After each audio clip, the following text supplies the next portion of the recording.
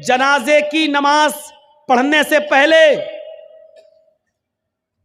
पढ़ाने से पहले ये पूछ लेना चाहिए कि जिस आदमी का जनाजा मैं पढ़ाने जा रहा हूं उस मरने वाले पर किसी का कोई हक तो नहीं है। कौन पूछता है? आप अपने इलाके के मुल्ला और मौलवियों को बताइए कितने लोग हैं जो पूछते हैं। इसके बिना जनाजा है ही नहीं, लेकिन बताइए कितने लोग पूछते हैं। कितनी बस्तियों में मैं जाता हूं, जनाजा सामने खड़ा, पढ़ा दिया, अल्लाहू अकबर, हो गई नमाज, पढ़ा दी गई, उठाया जनाजा, चला गया। लेकिन जनाजा पढ़ाने वाले की जिम्मेदारी है कि मय्यत का जनाजा पढ़ाने से पहले उसके रिश्तेदारों को सामने लाकर, उसके बेटे, उसकी औलाद को सामने लाकर पूछे कि मरने वाले पर किसी का कोई हक तो नहीं है। और जनाजे में सफे लग जाएं तो पूरी पब्लिक से पूछा जाए क्या मरने वाले का किसी के ऊपर कोई कर्ज तो नहीं था।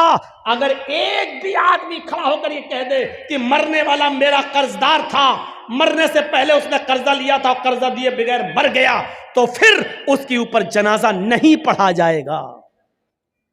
सुन रहे हैं आप? फिर उस पर जनाजा नहीं पढ़ा जाएगा।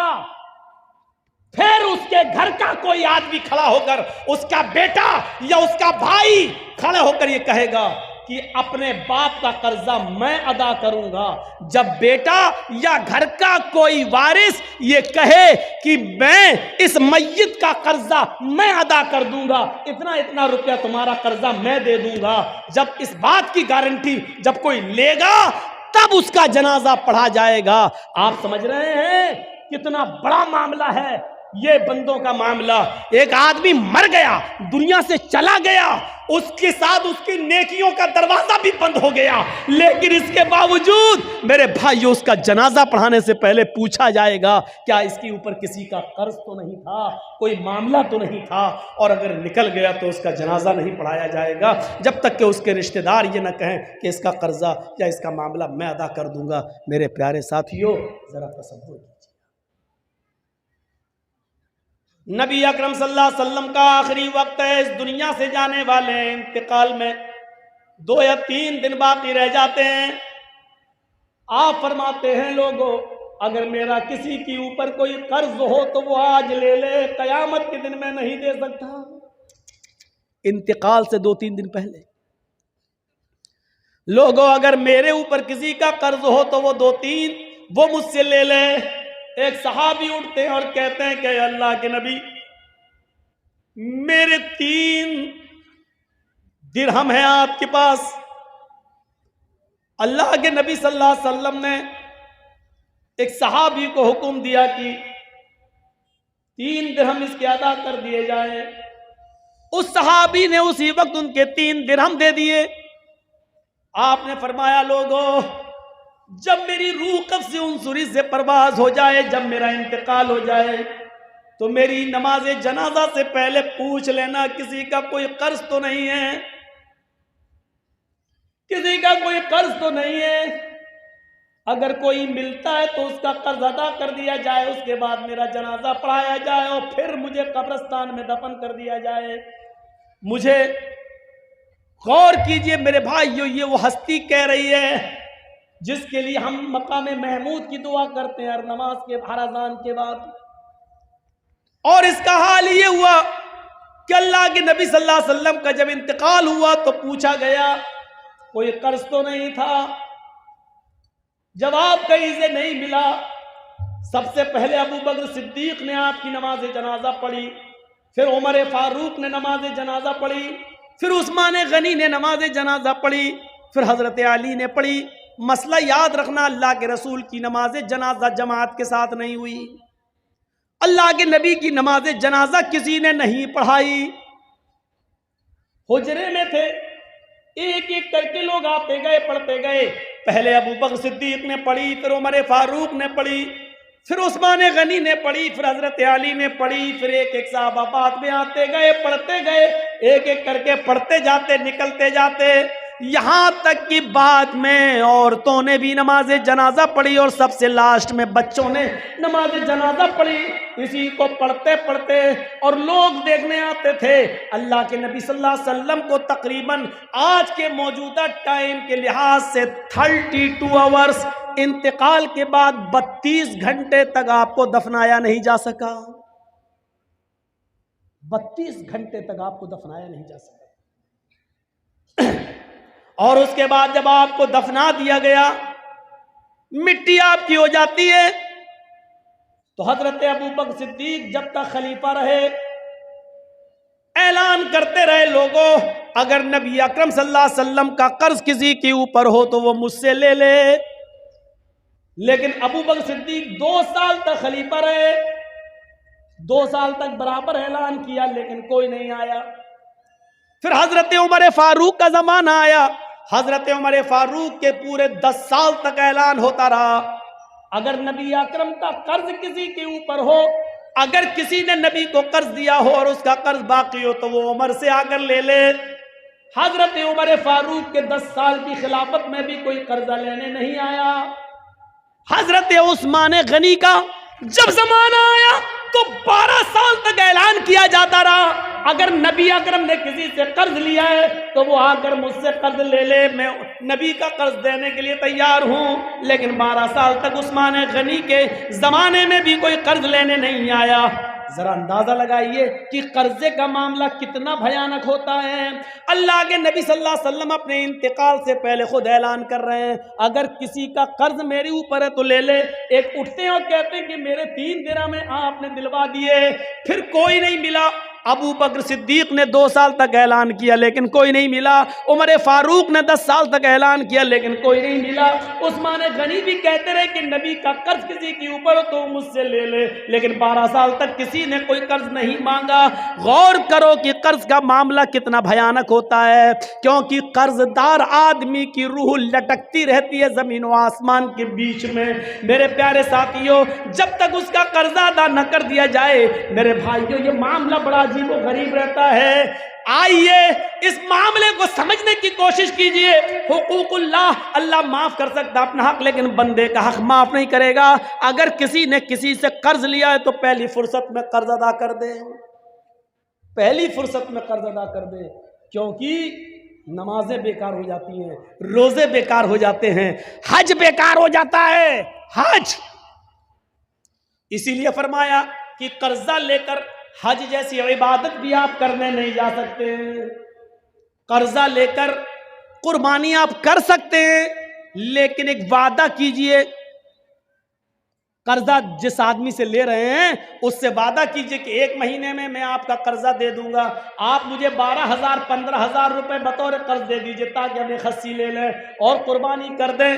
कर्जा लेकर कुर्बानी की जा सकती है, लेकिन अगर आपको यह अंदेशा हो कि हम उसका कर्जा अदा नहीं कर पाएंगे तो फिर कर्जा लेकर कुर्बानी करना भी आपके लिए जायज नहीं है।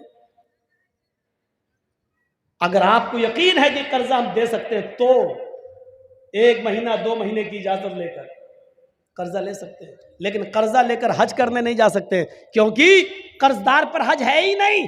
कर्जदार पर हज नहीं, हज तो उस पर फर्ज है जो साहिब इस्तिताअत हो। मन इस्तता इलैहि सबीला, जो इनिस्तता इलैहि सबीला, अगर तुम वहां तक जाने की ताकत रखते हो तो हज करो।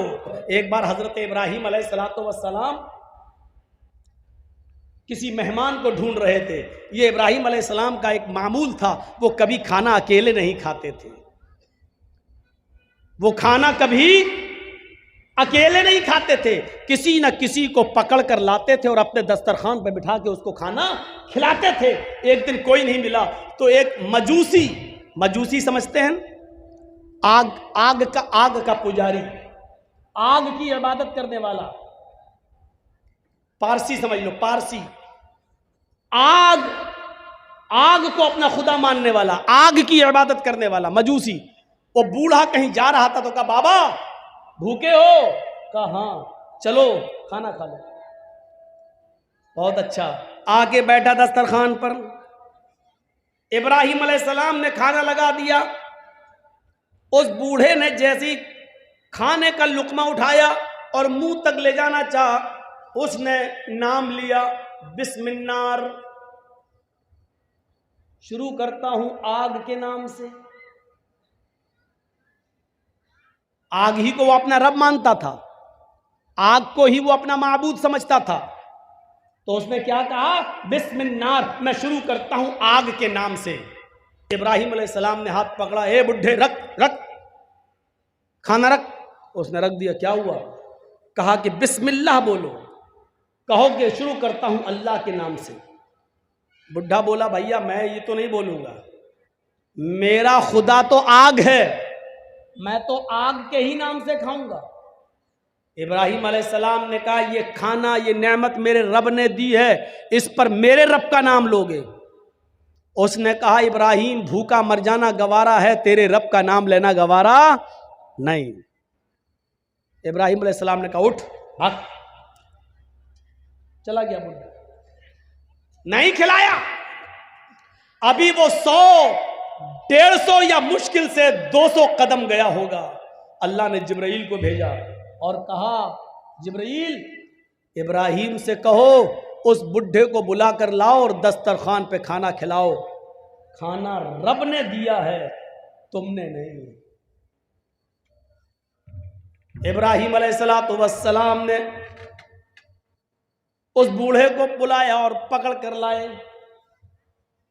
आए बुजुर्ग, इधर आओ, चलो खाना खा लो। उसने कहा, इब्राहिम अभी तो आपने बुरी तरह भगाया और आप कहते हो खा लो। फरमाया, हाँ चलो खा लो। दस्तरखान पर बिठाया, कहा देखो मैं अपने रब का ही नाम लूंगा, बिस्मिल्लाह। फरमाया, बाबा तुम्हें जिसका नाम लेना हो उसका नाम ले लो, लेकिन खाना खा लो। कहा, इब्राहिम इतना कैसे बदल गए हो?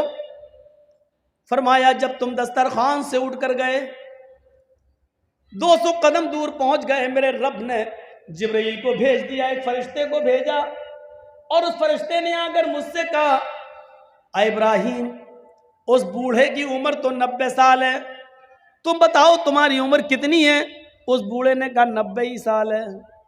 भाई अभी मेरे रब ने बताया है, जिब्रील ने बताया कि उस बूढ़े की उम्र 90 साल है। 90 साल की पूरी जिंदगी उसने कभी मेरा नाम नहीं लिया। इब्राहिम इसके बावजूद मैं उसको खिलाता रहा, वो तेरे दस्तरखान पर एक बार मेरा नाम नहीं लिया, तूने उसको भगा दिया। ये रब की रहमत को गवारा नहीं, ये उस अल्लाह की रहमत को गवारा नहीं कि कोई भूखा दस्तरखान से उठ जाए। आए बाबा, तुमने 90 साल से मेरे रब का नाम नहीं लिया, लेकिन फिर भी उसने तुम्हें खिलाया। आज भी उसने दस्तरखान से भूखा उठ जाना उसको गवारा नहीं हुआ। उसने मुझे बोला कि बुला कर लाओ और खिलाओ। उस बूढ़े के आंखों में आंसू आ गए और रोते हुए कहने लगा, इब्राहिम अपना हाथ बढ़ाओ, पहले मेरा रिश्ता उस रब से जोड़ दो जो इतना मेहरबान है, जो 90 साल तक मुझे जिसका नाम नहीं लिया फिर भी खिलाता और पिलाता रहा। यहां तक कि आज भी उसने मुझे भूखा दस्तरखान से उठना गवारा नहीं किया है, और आज भी उसने आपके पास फरिश्ते को, जिब्रील को भेजकर मुझे खाना खिलाने के लिए यहाँ भिजवाया है। इब्राहिम अब सबसे पहले मेरा रिश्ता उस रब से जोड़ दो, तभी हम बाद में खाना खाएंगे। उस बूढ़े ने उस रब से रिश्ता जोड़ा और उसके बाद खाना खाया। तो मेरे भाइयों, यह है रब्बुल आलमीन। वो ये नहीं देखता है कि मेरे दस्तरखान पर जो खा रहा वो मेरा दुश्मन है। यकीन मानिए, अगर अल्लाह ये समझने लगे कि ये मेरा दुश्मन है, तो यकीन मानिए फिर किसी काफिर को एक घूंट पानी भी पीने का मौका न दे।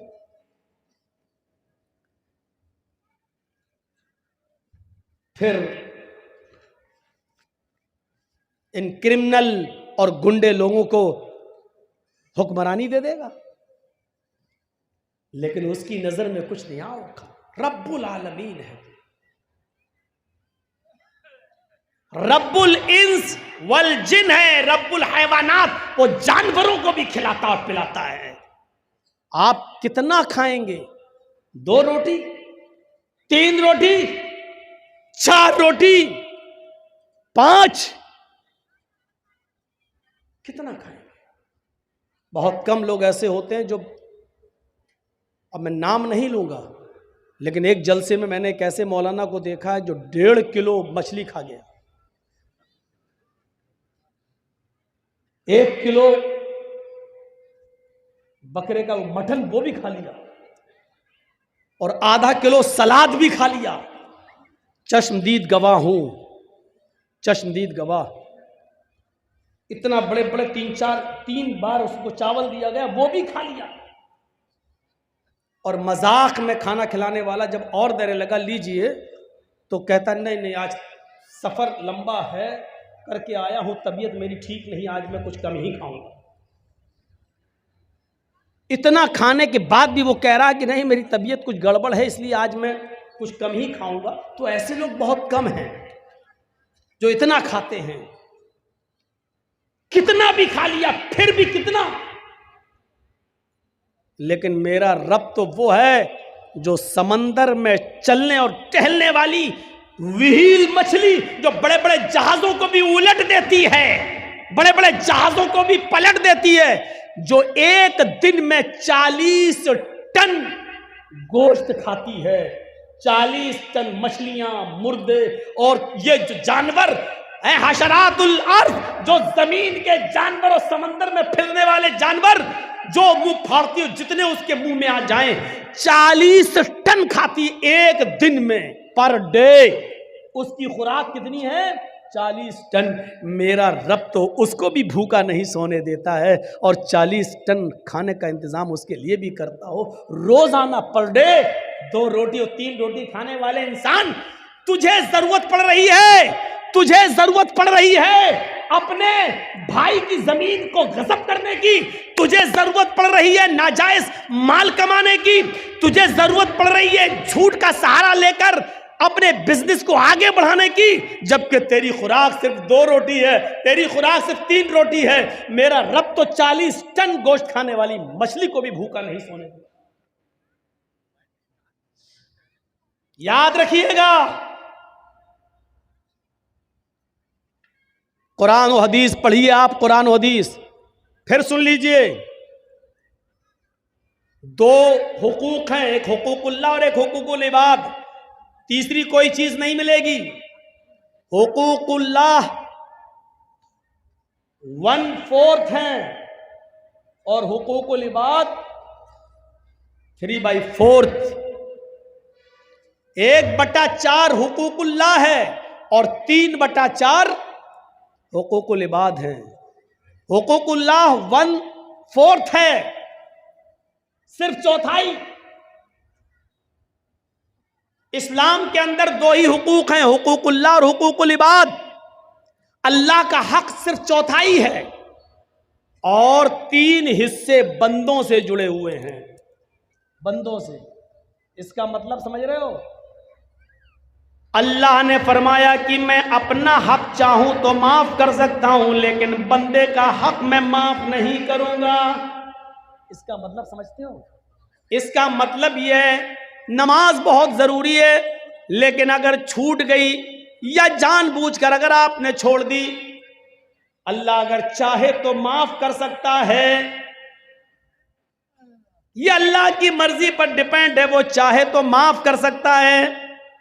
बहुत जरूरी है नमाज, लेकिन अगर आपने छोड़ दी, जानबूझकर ही तर्क कर दी, अल्लाह चाहे तो माफ कर सकता है।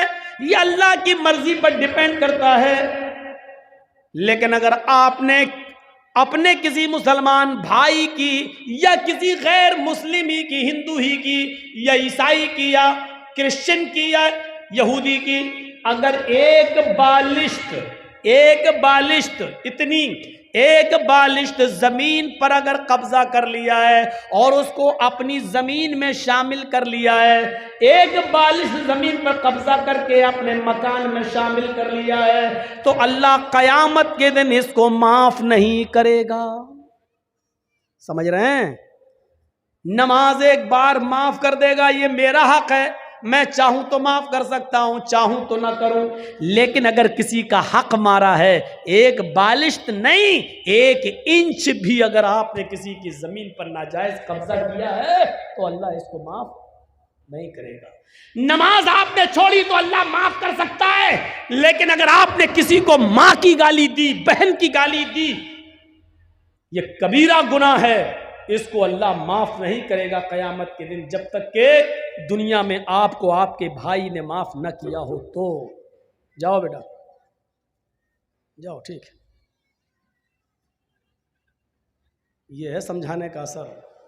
सामने ही बैठकर और पहली सफ में, इसको कहते हैं चोरी और ऊपर से सीना जोरी। तुम जैसे 360 मौलवी रोजाना आए, हम उनकी नहीं माने, तुम्हारी क्या मानेंगे? तुम तो कल के लौंडे हो मौलाना। ये है हमारा हाल। सिस्टम देखिए आप, सिस्टम। तो सुन रहे हैं, इसको अल्लाह माफ नहीं करेगा। इसलिए हुकूकुल इबाद का ख्याल रखिए। जुल्म अल्लाह कभी माफ नहीं करता अगर आपने किसी पर किया, जब तक कि वो माफ ना करे। हाजी जब हज के मैदान में होता है और आसमान से एक फरिश्ता हज के दिन 9 तारीख को अरफा के मैदान में आकर कहता है, आए हाजियों, अपने गुनाहों की माफी मांगने वालों, अपने गुनाहों से तौबा करने वालों, जाओ, आज अल्लाह ने तुम्हें गुनाहों से पाक व साफ कर दिया है। आज तुम गुनाहों से ऐसे ही पाक हो जैसे धोबी की भट्टी में कपड़े का मैल कुचैल साफ हो जाता है। जैसे कोई बच्चा अपनी माँ के पेट से पैदा होने के बाद गुनाहों से पाक व साफ होता है, जैसे वो गुनाहों से बिल्कुल पाक व साफ होता है, ऐसी अल्लाह ने तुम्हारे सारे गुनाहों को मिटा दिया, सारे गुनाहों को से तुम्हें पाक कर दिया। अय हाजियों, अपने मुल्क में जाने के बाद, अपनी बस्ती में जाने के बाद फिर से तुम अपने आप को सयाह मत कर लेना। जाओ, आज तुम्हारे ऊपर से गुनाह मिटा दिए गए हैं और तुम्हें पैदा होने वाले बच्चे की तरह कर दिया गया है, उस कपड़े की तरह कर दिया गया है जिसको धोबी की भट्टी में जाने के बाद उसका मैल और कुचैल साफ हो जाता है, गंदगी साफ हो जाती है, तो मैं कपड़े की तरह धुल दिया हो, साफ कर दिया है। जहां फरिश्ता ये ऐलान करके खुशखबरी सुनाता है कि अल्लाह ने तुम्हारे गुनाहों को खत्म कर दिया, मिटा दिया, ऐसे मौके पर भी अल्लाह उस हज के मैदान में भी उन लोगों के गुनाह नहीं मिटाता है जो किसी पर जुल्म करके हज करने आए हैं, या किसी की दुकान पर नाजायज कब्जा करके, या 1-2 बालिश जमीन किसी की दाब कर उस पर जुल्म करके हज के मैदान में पहुंचे और हज करने आए। जब तक बंदा उसको माफ नहीं करेगा, अल्लाह भी माफ नहीं करेगा। अल्लाह हज के मैदान में भी उसको माफ नहीं करता।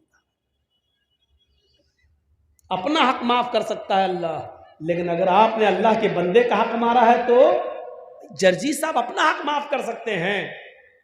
इस आदमी की अगर आपने जमीन दाबी है या इस पर जुल्म किया है तो इसका जुल्म हम थोड़ी माफ कर देंगे। आपने जुल्म उसके ऊपर किया है, ये उसका हक है, वो चाहे तो माफ करे चाहे तो ना करे। जर्जी साहब अपना हक माफ कर सकते हैं, दूसरे का नहीं। अल्लाह कहता कि मैं अपना हक चाहूं तो माफ कर सकता हूं, लेकिन मेरे बंदे का मारा है तो जब तक बंदा माफ नहीं करेगा हम माफ नहीं करेंगे। इसके बाद आइए दूसरी आयत पर, अर्रहमानिर रहीम, कितनी बड़ी नियामत है। वो बड़ा ही रहम करने वाला, इंतहाई मेहरबान है। अल्लाह कितना बड़ा मेहरबान है ये समझने के लिए बाद में हम आपको इस तरफ बाद में आएंगे। पहले ये सोचिए, अल्लाह कहता है कि मेरे पास रहमत के 100 दर्जे हैं। इस बात को जरा गौर से सुनिएगा, ये समझ गए तो पूरी तकरीर समझ जाएंगे। अल्लाह ने कहा मेरे पास रहमत के 100 दर्जे। अल्लाह ने कहा मतलब अल्लाह के नबी ने कहा, अल्लाह ने फरमाया, यानी हदीस कुदूसी। अल्लाह के नबी फरमाते हैं कि अल्लाह ने फरमाया मेरे पास रहमत के 100 दर्जे हैं। दुनिया में जो तुम रहमो करम, मोहब्बत और उल्फत देख रहे हो, ये एक दर्जा मैंने दुनिया में उतारा है। रहमत के 100 दर्जों में से सिर्फ एक दर्जा मैंने दुनिया में उतारा है, 99 दर्जे मैंने अपने पास रखे हैं। अब मैं किसी से पूछूं रहमत के कितने दर्जे हैं? 100। और दुनिया में अल्लाह ने कितना दर्जा उतारा है? एक, सिर्फ एक मुर्गी को देखिए आप, मुर्गी बिल्ली को देखती है फौरन भागती है, लेकिन वही मुर्गी जब अंडों पर बैठती है और अंडों से चूजे निकलते हैं, और मुर्गी जहां सड़क पर दाना चुगती है अपने बच्चे उसके पीछे पीछे आते हैं। अचानक बिल्ली को देखती है मुर्गी तो भागती नहीं है। अब आप देखिए, वो मुर्गी अब भाग नहीं रही है, क्योंकि जानती है अगर मैं भागूंगी तो मेरे बच्चे मारे जाएंगे। वो मुर्गी अपने परों से खोलकर अपने बच्चों को समेटती है और बिल्ली के सामने सीना तान के खड़ी हो जाती है। इस मुर्गी के अंदर अपने बच्चों की मोहब्बत और अपने बच्चों की उल्फत के लिए परों का खोल देना और अपने बच्चों का समेट लेना, ये उसी एक दर्जे मोहब्बत का हाल है। ये उसी एक दर्जे मोहब्बत का हाल है, 99 दर्जे नहीं। एक कुतिया जब उसके बच्चे पैदा करने का वक्त आता है तो आप देखिए, कुतिया भी ऐसी जगह तलाश करती है कि हम अपने पेट से अपने बच्चों को जन्म दे सकें जहां दूसरे कुत्ते ना पहुंच पाए और खतरनाक जानवर वहां पहुंचकर हमारे बच्चों को मार न डालें। आपने देखा कभी? वो कुतिया भी ऐसी जगह तलाश करती है जहां उसके बच्चे महफूज रह सकें। ये मोहब्बत उस कुतिया के अंदर किसने डाली? एक बकरी को देखिए, एक गाय को देखिए, एक भैंस को देखिए, जब वो बच्चा जन्मती है तो कितनी गलाजत और गंदगी उस बकरी के बच्चे के अंदर होती है। वो बकरी, वो भैंस, वो गाय जब बच्चा पैदा करती है तो अपनी जबान खोल देती है और अपने बच्चे के जिस्म पर लगी हुई गंदगी को अपनी जबान से चाटती है और अपने बच्चे को खड़ा करने की कोशिश करती है और फिर उस बच्चे में रूह फूंक देती है। और फिर आप देखिए, जब भैंस या गाय का मालिक उस गाय के दूध को दोहता है तो गाय और भैंस अपने बच्चे को पिलाने के लिए थोड़ा सा दूध ऊपर चढ़ा लेती है। तसव्वुर करो, और जब उसके बच्चे को छोड़ा जाता है तो फौरन वो गाय और भैंस दूध को नीचे उतार के अपने बच्चों को पिलाती है। ये मोहब्बत, ये उल्फत उस गाय के अंदर, उस भैंस के अंदर, उस बकरी के अंदर किसने रखी है? ये उसी मोहब्बत, उसी रहमत के एक दर्जे का हाल, उसी रहमत के एक दर्जे का हाल है। और सुनिए, जिसने 99 दर्जे अपने पास रखे हो वो कितना मेहरबान होगा। एक बकरी जब अपने बच्चे पर इतना मेहरबान है, एक कुतिया अपने बच्चे पर इतना मेहरबान है, एक मुर्गी अपने बच्चों के लिए इतना मेहरबान है, तो सोचिए ये अभी एक दर्जा है। अभी हम इंसानों पर नहीं आए, अभी हम इंसानों पर नहीं आए। हजरत उमर फारूक फरमाते हैं, एक जंग के अंदर कुछ कैदी गिरफ्तार किए गए और गिरफ्तार करके उनको जनाब मोहम्मद रसूलुल्लाह के सामने लाया गया। एक जंग के अंदर कुछ कैदियों को गिरफ्तार किया गया और उन कैदियों को मोहम्मद रसूलुल्लाह के सामने पेश किया गया। उन कैदियों में एक औरत भी थी। जो कैदी कैद करके लाए गए, जो मुजरिम कैद करके लाए गए, उन मुजरिमीन की लिस्ट में, उन कैदियों की लिस्ट में एक औरत भी थी। उसका बच्चा कहीं, शीरख्वार बच्चा, दूध पीता बच्चा कहीं गुम हो गया था, कहीं खो गया था, दूध पीता बच्चा। ये औरत जब अल्लाह के नबी सल्लल्लाहु अलैहि वसल्लम के सामने पेश की गई और जो कैदी नबी के सामने पेश किए गए, इस औरत को होश नहीं है कि हमको नबी के सामने पेश किया गया है, क्या सजा मिलेगी। उसका दिमाग अपने बच्चे की तरफ लगा हुआ है। वो अपने बच्चे के बारे में सोचती है कि मेरा दूध पीता बच्चा कहां होगा। यहां तक कि वो नबी अकरम सल्लल्लाहु अलैहि वसल्लम के हुक्म के मुताबिक कैदियों को एक मैदान में जमा कर दिया गया।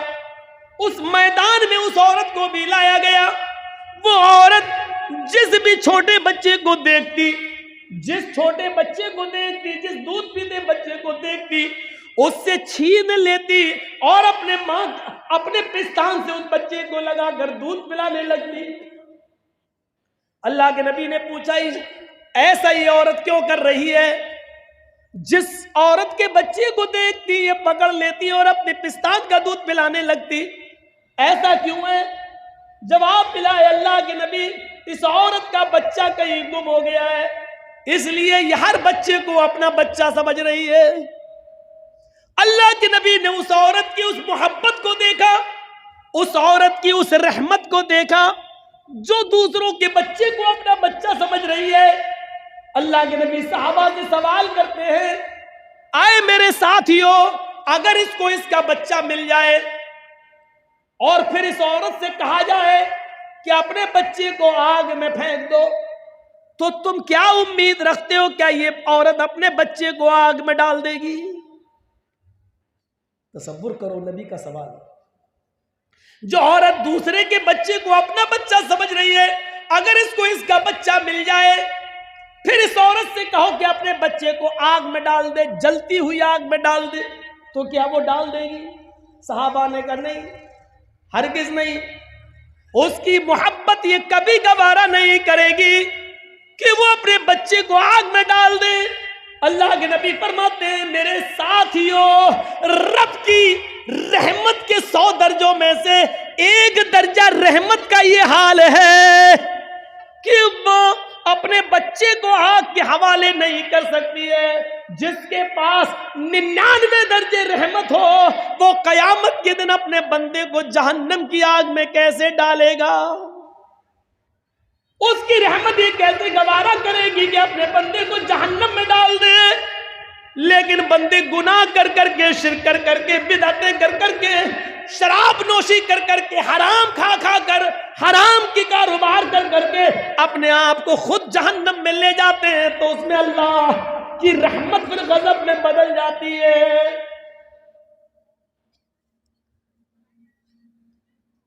वरना रब की रहमत ये गवारा नहीं करेगी।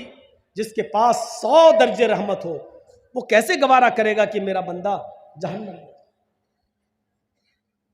आप एक मिसाल को समझने की कोशिश करें। आपकी बेटी है, शादी हुई, आपने बहुत से बर्तन उसको जहेज में दिए, कांच के 2 बर्तन, कांच के 2 गिलास, शीशे के 2 गिलास आपने उसको दिए, बहुत से बर्तन दिए, लेकिन 2 गिलास रखे हुए थे अलमारी में, और कांच के दोनों गिलास जिसको आपकी बेटी ससुराल में जाने के बाद रोजाना साफ कर करके रखती थी, अचानक दोनों गिलास गिरते हैं नीचे। एक गिलास तो टूटकर टुकड़े टुकड़े हो जाता है और दूसरा गिलास बच जाता है। इत्तेफाक है, दूसरा गिलास बच जाता है। अब आपसे मैं पूछता हूं, आपकी बेटी किस गिलास की हिफाजत करेगी, जो बच गया उसकी या जो टूट गया उसकी? कोई भी अक्लमंद इंसान होगा, उसको अगर खड़ा करके पूछा जाए तो वो यही कहेगा, अरे जो टूट गया उसकी क्या हिफाजत करेगी, वो तो चकनाचूर हो गया है। उसकी हिफाजत करेगी जो बच गया है। तो जो गिलास बच गया उसको उठाएगी, उसको पोंछेगी और फिर रख देगी, और जो टूट गया, चकनाचूर हो गया, वो जानती है कि ये जुड़ नहीं सकता। अब उसको घर में भी रखना गवारा नहीं करेगी। झाड़ू से इधर उधर कांच तो नहीं बिखर गई, किसी के पैर में न चुभ जाए, इसलिए उस जगह को साफ करके उस टूटे हुए कांच के गिलास को साफ करेगी और एक बर्तन में लेकर डस्टबिन में डाल देगी या बाहर कूड़े में जाकर फेंक देगी। उस टूटे हुए गिलास को कभी वो अपने पास नहीं रखेगी। क्यों? हर चीज का एक क्वेश्चन होता है, क्यों? यह भी एक क्वेश्चन है। वो सही सलामत गिलास की हिफाजत कर रही है, लेकिन टूटे हुए गिलास को घर से बाहर क्यों फेंक रही है? इस क्यों का जवाब है, सही सलामत गिलास की हिफाजत इसलिए कर रही है क्योंकि वो काम की चीज है, वो पीने के काम आएगा, मेहमानों को पानी पिलाने के काम या चाय पिलाने के काम या दूध पिलाने के काम आएगा। लेकिन टूटा हुआ बर्तन किसी काम का नहीं, इसलिए उसको बाहर फेंक रही। चलिए, अब मैं आपसे पूछता हूं कि एक मां के 2 बेटे हैं, दोनों बेटे जवान हैं, एक पढ़ लिख कर बहुत काबिल हो गया है, उसकी सरकारी सर्विस लग गई है, उसको 1 लाख रुपया महीना मिल रहा है। मां बूढ़ी हो चुकी है, बाप का इंतकाल हो चुका है, वो बेटा 1 लाख रुपया महीना कमाता है, 50,000 रुपये महीना कमाता है, और उसी पर वो अपना पेट भी पालता है, अपने बीवी बच्चों का पेट भी पालता है, और अपनी बूढ़ी मां का भी ख्याल रखता है। लेकिन उसी मां का एक दूसरा बेटा है, वो भी जवान है, लेकिन उसके दोनों पैरों में पोलियो है, लकवा मार चुका है, उसके दोनों हाथों में कंपन है, हाथ भी उसके लकवा मार चुके हैं, वो न उठने के लायक है, न अपने से बैठ सकता है, न अपने से खा सकता है, न अपने से पेशाब और पायखाना कर सकता है। इस बच्चे की उम्र भी 18-20 साल है, इसका भाई भी 20-22 साल का है, जो कमाता है और अपनी मां को खिलाता है। लेकिन ये बेचारा अपाहिज बच्चा, दोनों पैरों से अपाहिज, दोनों हाथों से अपाहिज, बिस्तर पर लेटा है, ये न कमा सकता है, न मां का पेट भर सकता है, न खुद खा सकता है। ये बच्चा भी नाकारा है, किसी काम का नहीं है, बेकार है, बल्कि ये बच्चा अपने मां पर भी बोझ बना है, बल्कि अपने बड़े भाई के ऊपर भी बोझ बना हुआ है।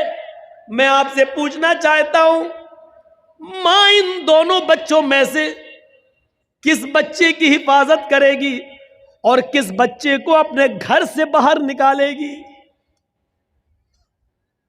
आपका जवाब होगा, वो किसी भी बच्चे को बाहर नहीं निकालेगी। वही औरत जो कांच के गिलास की हिफाजत कर रही है, जो बच गया क्योंकि वो काम का है, लेकिन मां उस काम के बच्चे से ज्यादा देखरेख इस बच्चे की कर रही है, जो दोनों बिस्तर, अपने दोनों पैरों, दोनों हाथों से अपाहिज और लकवे का शिकार है, फालिज मार चुकी है, उसकी हिफाजत कर रही है। मां उस बच्चे के सर से पसीना नहीं पोंछेगी जो मेहनत करके आया है, इस बच्चे के सर से पसीना पोंछ रही है जो बिस्तर पर लेटा है। मां उस 20-22 साल के बच्चे का पेशाब और पायखाना साफ नहीं करा सकती है, बल्कि अब इतना बड़ा हो चुका है वो बच्चा कि वो मां अपने बड़े बेटे की शर्मगाह भी देखना गवारा नहीं करेगी। लेकिन इस 18 साल के और 20 साल के बच्चे की शर्मगाह देखना तो बहुत दूर की बात, उसकी गंदगी को भी अपने हाथ से साफ कर रही है और उसकी पेशाब की जगह को भी धो रही है। मेरे भाइयों, तसव्वुर कीजिए, मां के दिल में ये रहम और ये मोहब्बत का जज्बा ये कहां से आया? ये उसी रब की 100 दर्जे रहमत में से उतारी हुई एक रहमत के एक दर्जे का हाल है। ये मां उस बच्चे से ज्यादा प्यार करेगी जो बच्चा अपाहिज है, लंगड़ा लूला है और नकबे का शिकार है। ये मां उसकी ज्यादा देखरेख कर रही है। क्यों?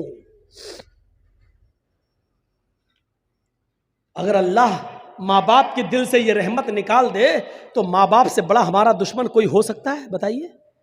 कमीना पैदा हो गया, कमाए हम और मर के हम चले जाएं तो हमारे बनाए हुए घर में तू रहेगा? बाप की मेहनत, बाप का रात में जाग जाग कर मेहनत करके मजदूरी करके बिल्डिंग बनाना, जबकि बाप को मालूम है कि इस बिल्डिंग में हम नहीं रहेंगे, मेरे मरने के बाद मेरी औलाद रहेगी। अगर अल्लाह बाप के और मां के दिल से ये मोहब्बत निकाल दे तो मां बाप से बड़ा हमारा दुश्मन कौन हो सकता है? मेरी मेहनत की कमाई में तू रहेगा, लेकिन नहीं रहेगा। क्यों? क्योंकि बाप की मोहब्बत ये गवारा नहीं कर सकती है कि मेरी औलाद मारी मारी फिरे। ये मोहब्बत किसने पैदा की है? उसी रब ने।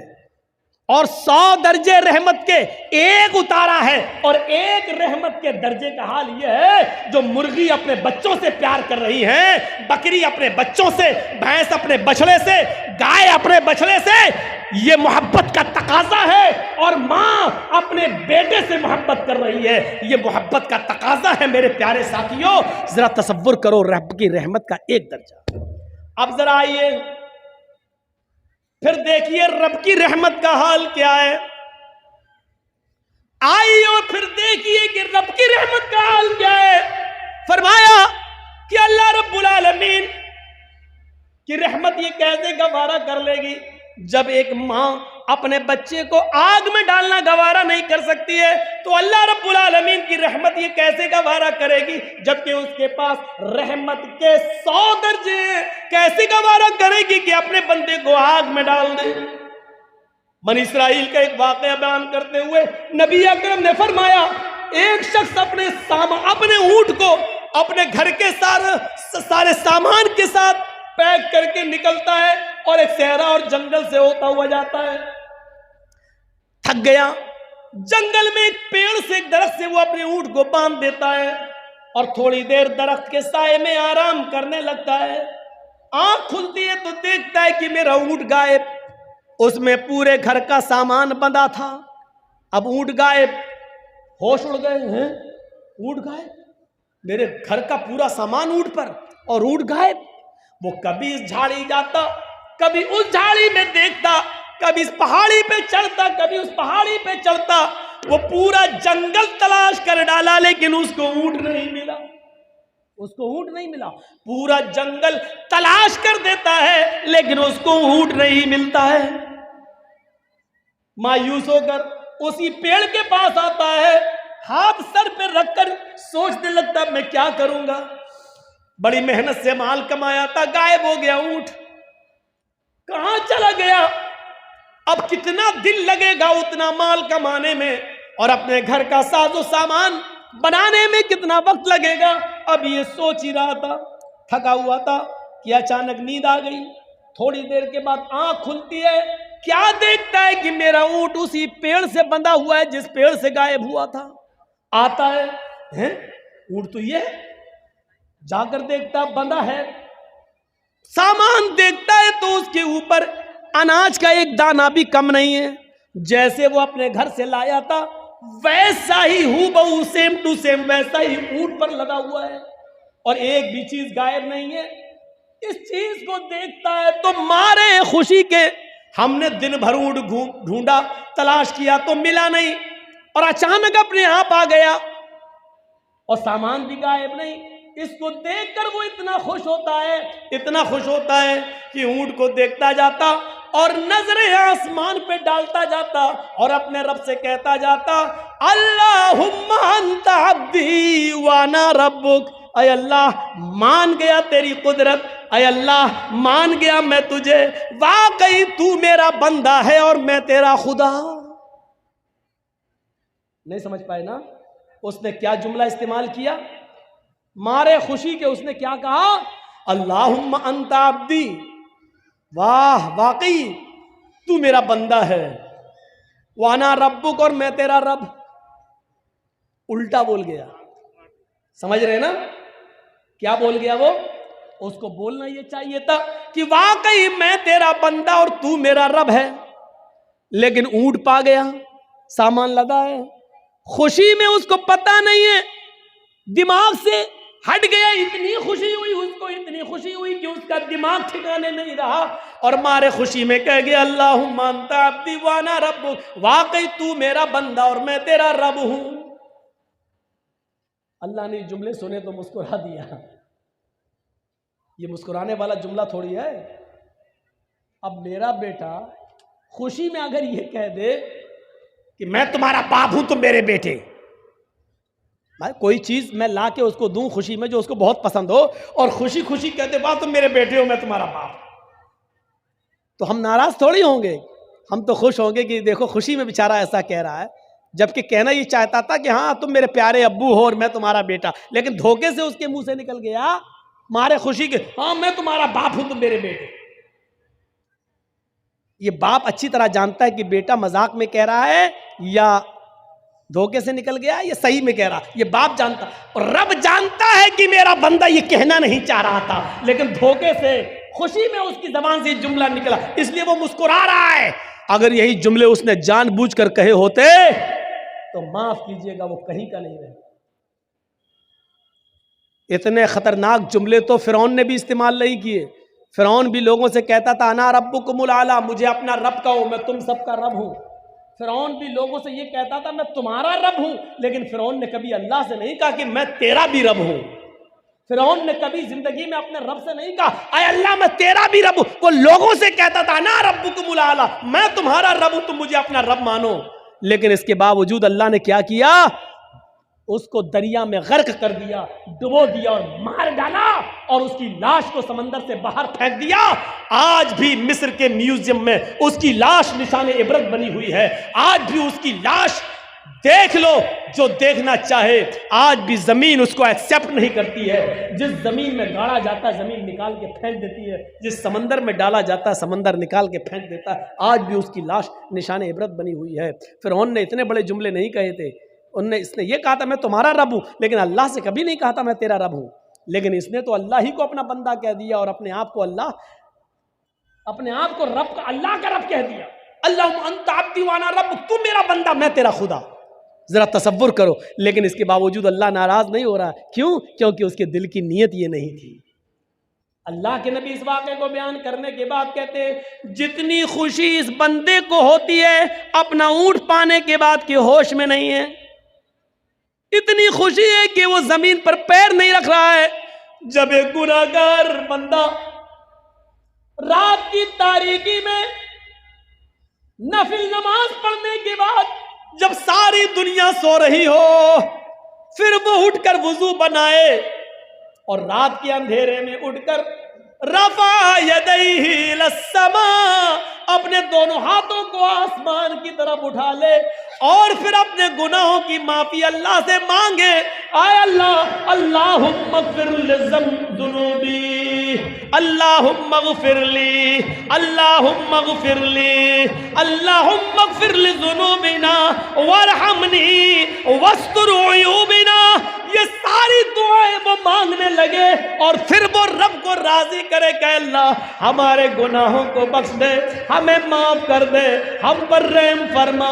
अल्लाह के नबी फरमाते हैं जब एक गुनाहगार बंदा अपने रब के सामने अपने दामन को फैला लेता है, अपनी झोली फैला लेता है और रब के सामने अपने हाथ उठाकर दुआ मांगता है आय अल्लाह मुझे माफ कर दे, मेरे गुनाह बख्श दे, तो अल्लाह ताला को इस बंदे से भी ज्यादा खुशी होती है जो अभी मारे खुशी के ये कह गया तू मेरा बंदा मैं तेरा रब। जितनी खुशी इस इंसान को होती है अपना ऊँट पाने के बाद, अल्लाह को इससे कहीं ज्यादा गुनाह, कितनी ज्यादा गुनाह, कई ज्यादा बढ़कर अल्लाह ताला को खुशी होती है जब कोई गुनाहगार बंदा उसके सामने अपने गुनाहों की तौबा करता है, अपने आप को कहता है कि अल्लाह मुझे माफ कर दे। अल्लाह को इससे भी ज्यादा खुशी होती है। ये उसका रहमो करम है कि गुनाह करने के बावजूद वो अपने बंदे को माफ करता रहे। जिंदगी एक नियामत है, लेकिन इस जिंदगी को गुजारना भी हमें उसी तरीके पर, अपने तरीके पर नहीं, अपने मनमाने तरीके पर नहीं। अब जलसा है, इजलास है, इसका एक तरीका बताया है अल्लाह के नबी सल्लल्लाहु अलैहि वसल्लम ने। और सहाबा का मामूल ये था कि जब नबी अकरम सल्लल्लाहु अलैहि वसल्लम कोई दीनी बात बताया करते थे तो सहाबा किराम अपने सरों पर बैठी हुई मक्खी भी नहीं उड़ाया करते थे। ये उस टीचर ने हमें बताया है। आप छोटे छोटे बच्चों को देखेंगे जो नर्सरी और एलकेजी और यूकेजी में पढ़ते हैं, स्कूल में जाते हैं, उनको भी क्लास में हर वक्त खाने और पीने की इजाजत नहीं दी जाती है, बल्कि 1.5-2 घंटा पढ़ने के बाद ब्रेक लंच होता, ब्रेकफास्ट लंच, उसमें उनसे कहा जाता बच्चों अब अपना टिफिन खोलो और खाओ। उन बच्चों के लिए भी स्कूल का मैनेजमेंट और स्कूल का डिपार्टमेंट उन छोटे छोटे बच्चों को भी हर वक्त खाने और पीने की इजाजत नहीं देता। ये इतने बड़े बड़े ऊंट यहां आए हुए हैं जलसे में, बैठे हैं, यहीं पर मूंगफली भी चबा रहे हैं, यहीं पर चने भी चबा रहे हैं। यह है जलसों का मिजाज, यह है उस मोहल्ले में इंसानियत की दी हुई ट्रेनिंग का एक हिस्सा। जो इतने बड़े बड़े साढ़े जलसे में बैठे हुए हैं, इनको इतनी तमीज़ नहीं कि कुरान और हदीस जहाँ सुनाया जा रहा है वहाँ क्या खाना चाहिए, कब खाना चाहिए और कब नहीं खाना चाहिए, ये सब सुनना पड़ेगा तुम्हें।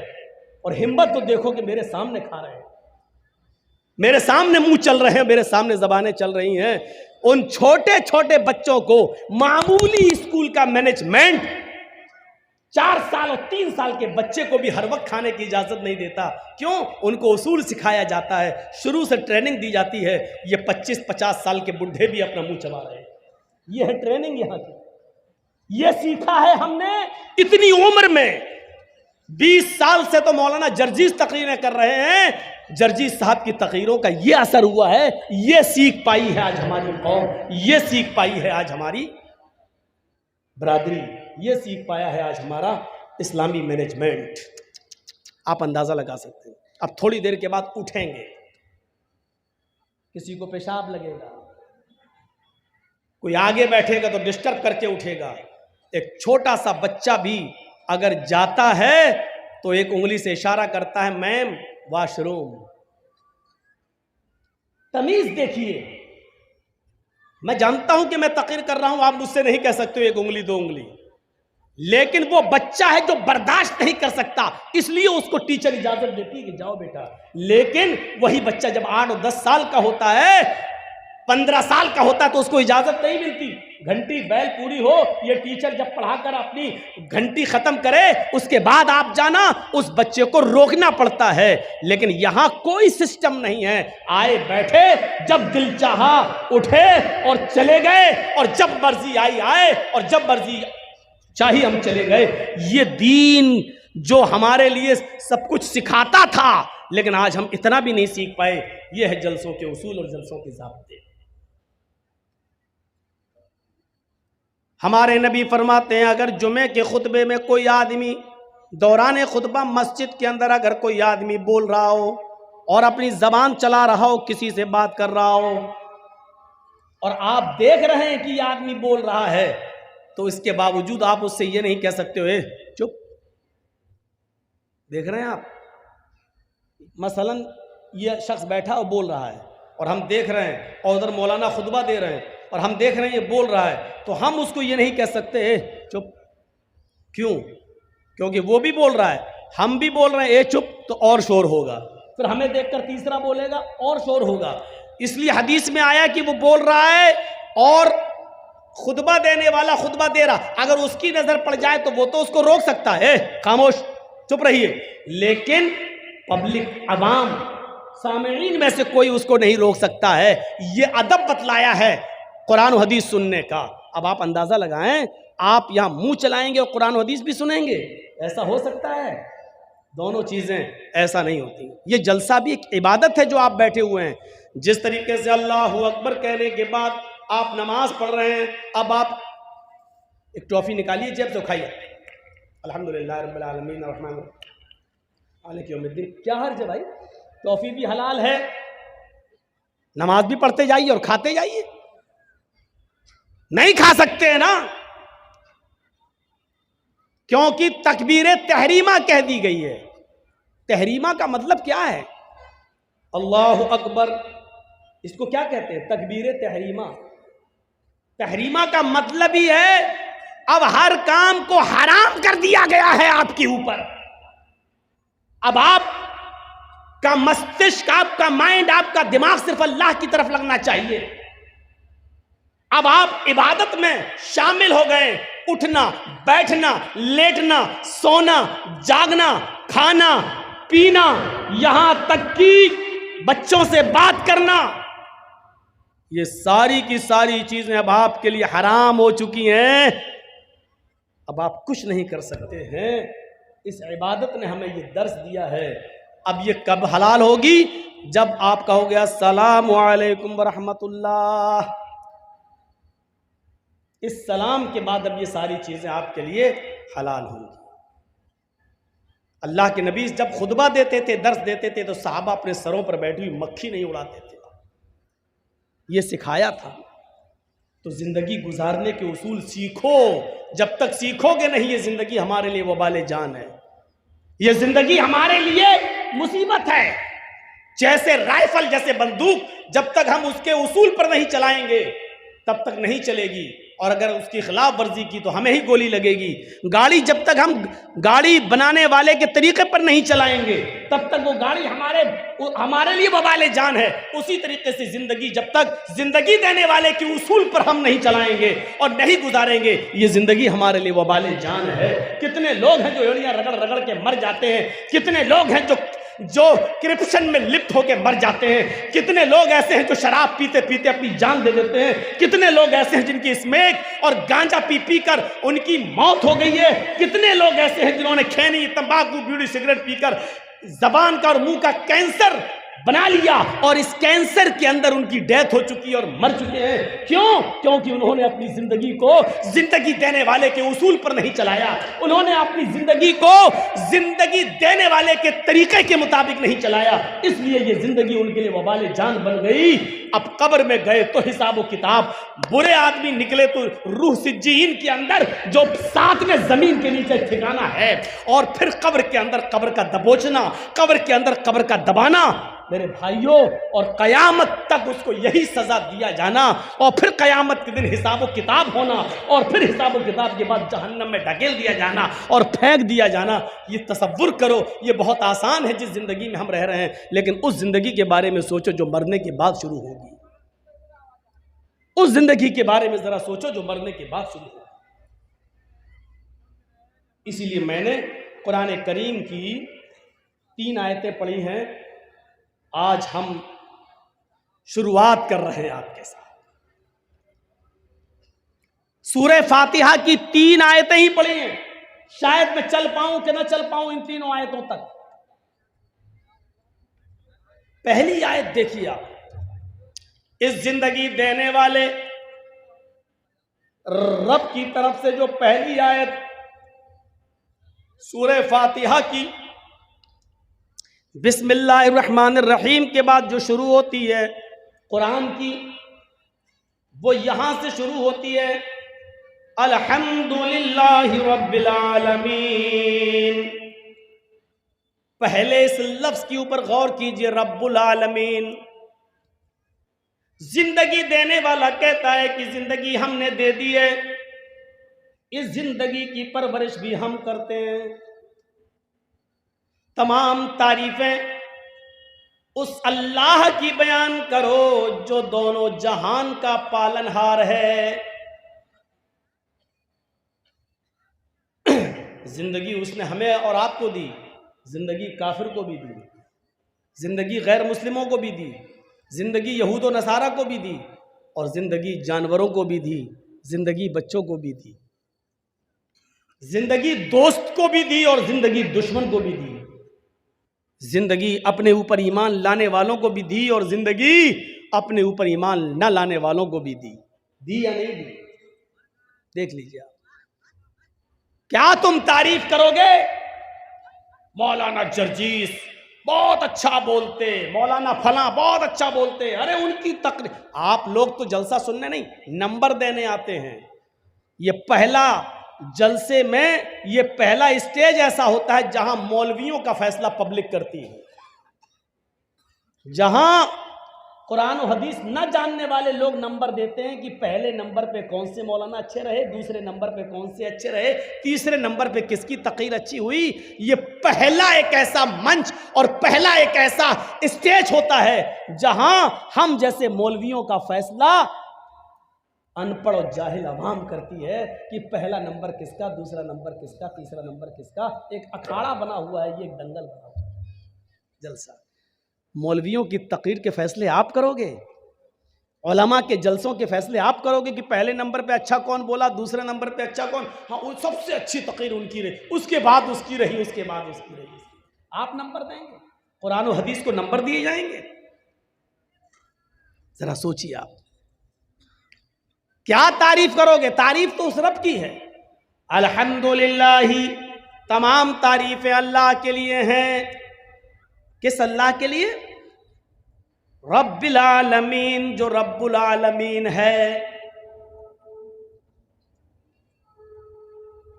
उसने ये नहीं कहा कि हम रब्बुल मुस्लिमीन है, सिर्फ मुसलमानों को पालते हैं, ये नहीं कहा।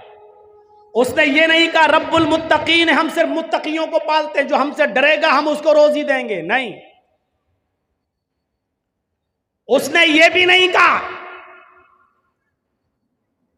वो रब्बुल आलमीन है, रब्बुल इंस भी है, रब्बुल जिन भी है। वो जिस तरह मुसलमानों को खिलाने और पिलाने वाला है, उसी तरीके से गैर मुस्लिमों को भी खिलाता और पिलाता है। जिस तरीके से हमें और आपको रोजी और रोटी देता है, उसी तरीके से वो यहूद और नसारा को भी रोजी और रोटी देता है।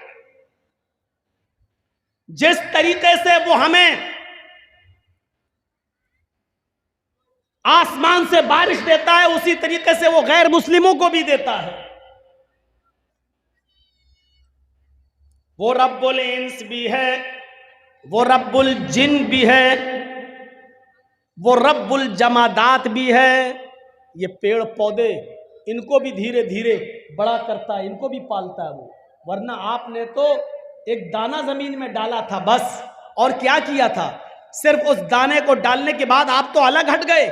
उस आम की गुठली को, उस आम के बीज को आम के फलों तक पहुंचाने वाला, और इस आम के पेड़ की भी नशो नुमा करने वाला, और इस आम के गुठली और बीज को भी आम का दरख्त बनाने वाला, वही रब्बुल आलमीन तो है। इसलिए वो रब्बुल जमादात भी है, रब्बुल नबातात भी, रब्बे नबातात भी है। वो अनाज को भी पैदा करता है, पेड़ और पौधों को भी परवान चढ़ाता है, वो रब्बे जमादात भी है। जमादात का मतलब एक छोटे से टीले को पहाड़ बनाने वाला भी वही है। इनकी भी वो परवरिश कर रहा है। अगर जमीन से कोयला ना निकले, जमीन से पेट्रोल ना निकले, जमीन से खजाने ना निकले, तो आप बताइए क्या करेंगे? सिर्फ एक चीज सोच लो, अगर अल्लाह ने जमीन ना बनाई होती, मुझे बताओ कि हम आज कहां होते? क्या हैसियत थी हमारी? सिर्फ रब की एक नेमत पर गौर कर लो। सारी नेमतें एक तरफ रख दो, सारी नेमतें एक तरफ रख दो, जबकि अल्लाह की नेमतें इतनी है कि तुम गिन नहीं पाओगे।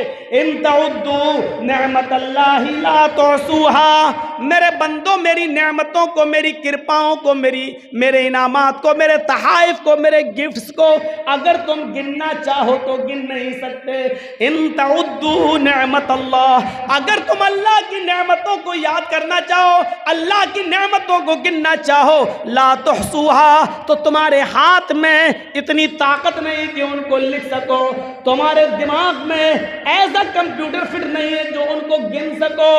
अल्लाह की नेमतें इतनी ज्यादा है कि तुम उनको गिन नहीं सकते, शुमार नहीं कर सकते। इतनी ज्यादा नेमतें, इन तमाम नेमतों को एक तरफ रख दो, सिर्फ एक नेमत जमीन को ले लो। जरा सोचो कि अगर अल्लाह ने जमीन ना बनाई होती तो क्या होता? जमीन ना होती तो आज मौलाना जर्जीस का स्टेज कहां लगता? जमीन न होती तो आप कहां बैठते? जमीन न होती तो अनाज, वो गल्ला जो हम और आप खाते और पीते हैं, वो कहां पैदा होता? जमीन न होती तो पीने का पानी फिर आपको किस कुएं से और किस हैंड पाइप से मिलता? जमीन न होती तो हमारी फैक्ट्रियां कहां होती? जमीन न होती तो सफर करने के लिए फिर बस स्टॉप कहां होते? रेलवे स्टेशन कहां होती? एयरपोर्ट कहां होते? जमीन न होती तो अलगर्ज आपके बिजनेस और आपके तिजारात और इन तमाम तिजारात करने के ऑफिस आपके कहां होते? ये अलग बात है कि अल्लाह ने इतनी बड़ी नेमत हमें जमीन की शक्ल में दी। अब इस जमीन की छाती पर आप एक कुर्सी और टेबल लगाकर लॉटरी के टिकट भी बेच रहे हो। आप इस जमीन पर, जो अल्लाह की नेमत है, आप इस जमीन पर अफीम की और इसमें की खेती भी कर रहे हो। इस जमीन के ऊपर आप चरस और गांजा भी बो रहे हो। आप ब्राउन शुगर की खेती भी कर रहे हो। इस जमीन के ऊपर शराब के अड्डे भी आप खोल रहे हो, जो अल्लाह इस जमीन को हमवार कर सकता है, हमारे फायदे के लिए बना सकता है, इस जमीन की छाती पर ये गुनाहों के अड्डे खोलने वालों, तुम्हारे कारोबार को कारून के खजाने की तरह और कारून के साथ कारून की तरह तुम्हें भी धसाने पर वो कादिर है। जिस तरह कारून को उसके खजाने के साथ जमीन के अंदर धसा दिया, जरा शराब के अड्डे खोलते हुए, लॉटरियों की टिकट बेचते हुए, हराम कारोबार के लिए अफीम और चर्च की खेती करने से पहले जरा सोचो कि अल्लाह रब्बुल आलमीन का एक हुक्म हुआ, जमीन अगर फट गई या जलजला आ गया तो हमारी हैसियत क्या है, हम कहाँ होंगे? कभी आपने सोचा है जो इतनी बड़ी नेमत दे सकता है वो इस नेमत पर कादिर भी है, वो इस जमीन के सीने को फाड़ कर हमें कारून और उसके खजाने की तरह हमें धसाने पर भी कादिर है? कभी सोचा है हमने? इसलिए हमेशा याद रखो, अल्लाह ने जब अगर ये नेमत दी है तो इस नेमत का इस्तेमाल भी वैसे ही करो जैसे उसने बताया।